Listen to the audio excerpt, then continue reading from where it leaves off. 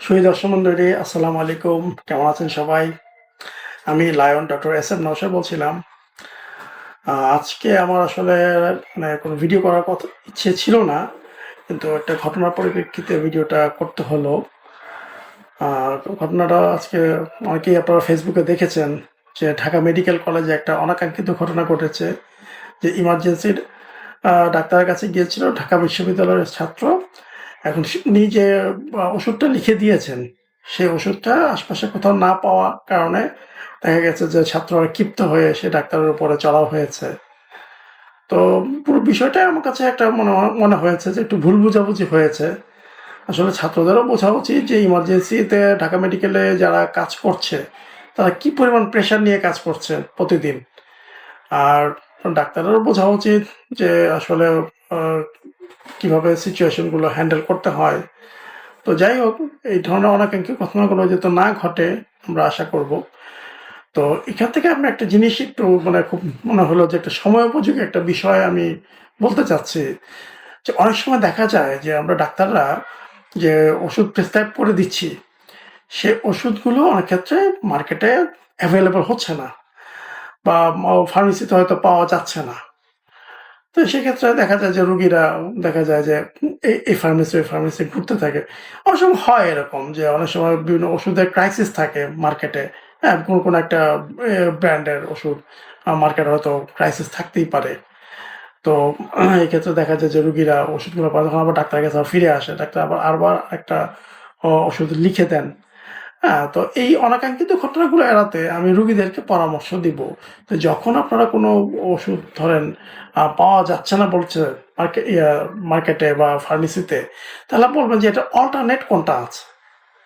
হ্যাঁ, এবং অল্টারনেটটা আপনারা দেখবেন যে অল্টারনেট ব্র্যান্ড কোনটা আছে। যেমন ধরা যাক আপনাকে বা লিখে দিল ডাক্তার যে জ্বরের জন্য আপনি এইস খাবেন। এখন দেখা গেল যে ফার্মেসিতে এইস নাই, তো আপনি জিজ্ঞেস করেন অল্টারনেট ব্র্যান্ড কোনটা আছে। নাপা থাকতে পারে, টামেন থাকতে পারে, বা এক্সপা থাকতে পারে, বা বা অন্য কোনো নামে থাকতে পারে। তো যে আপনি সেটাই নিয়ে নিতে পারেন, কোনো অসুবিধা নেই। তবে একটু খেয়াল করলে হলো যে এটা মানে মানসম্পন্ন আহ, ওষুধ কোম্পানির প্রোডাক্ট কিনা সেটা একটু দেখে নেবেন। আরেকটা বিষয়, এটা আসলে রুগীরা চাইলে কিন্তু এখন এটা করতে পারেন। যেমন এখন তো নেটের জামানা, হ্যাঁ, বা এআই এর জামানা। তা আপনারা চাইলে ওই যে ওষুধটা পাওয়া যাচ্ছে না, আপনারা কিন্তু নেট থেকে এটা অল্টারনেট ব্র্যান্ডটা নিজেরাও দেখে নিতে পারেন যে এটা অল্টারনেট কোম্পানি, কি কোম্পানির এই ওষুধটা আছে। চাইলে সেটাও আপনারা নিজেরা নিতে পারেন, কোনো অসুবিধা নাই। সেটা করা যায়। সেই ক্ষেত্রে আপনারা যেটা করবেন, যখনই কোনো একটা ওষুধ দেখা যাচ্ছে পাচ্ছেন না, আপনি একটু নেটে সার্চ দিলেন। হ্যাঁ, গুগলে সার্চ দিতে পারেন, অথবা আপনি ওই এআইকে জিজ্ঞেস করতে পারেন যে এটা অল্টারনেট ব্র্যান্ড বাংলাদেশে কোনটা কোনটা আছে, সে বলে দিবে। তার মধ্যে থেকে আপনি দেখবেন যে লিডিং কোম্পানিগুলোর কোনটা আছে। তো সেটা একটা প্রোডাক্ট আপনি নিয়ে নিতে পারেন, কোনো অসুবিধা নেই। সেক্ষেত্রে আপনার হয়রানিটা কমবে। এবং এই ক্ষেত্রে আসলে ডাক্তারকে দায়ী করাটা আসলে উচিত না, কারণ ডাক্তার তো জানবে না যে কোন ওষুধটা মার্কেটে কোনটা ক্রাইসিস আছে বা সাপ্লাই কোনটা নাই। সেটা তো আসলে ডাক্তারের জানার কথা না, ঠিক না? কারণ উনি এটাকে ওখানে উনি ব্যস্ত রুগী দেখতে দেখে, উনি তো মার্কেটের খবর জানেন না যে এটা সাপ্লাই আছে কি নাই, বা কোনো কিছু, ঠিক না? সেক্ষেত্রে আপনারা নিজেরাই এটা নেটে সার্চ দিয়ে আপনার ব্র্যান্ড চেঞ্জ করে নিতে পারেন। ডাক্তারকে একটু ইনফর্ম করতে পারেন যদি আপনার হাতে সময় থাকে যে আমরা এটা পাই না, এটা নিয়ে নিয়েছি। অথবা অসুবিধা নেই, আপনি নিজেই সেই ওষুধটা খেতে পারেন। পরবর্তী সাক্ষাৎকারে ডাক্তারকে সেটা বলে দিতে পারেন। যেমন আমার কাছে অনেক রুগী আসে, কেউ বলে যে আপনি তো এটা লিখেছেন, এটা তো আমরা পাইনি আমাদের এলাকায়, সেক্ষেত্রে আমরা এটা খেয়ে যাবো। ঠিক আছে, অসুবিধা নেই, সেটাই খান। আমি অনেক সময় দেখা যায় যে ফলো আপে ওটা আগে যেটা লিখেছি সেটা অল্টারনেট হিসেবে এটা অবলিক দিয়ে উনি যেটা খাচ্ছেন সেটা আমি লিখে দিচ্ছি।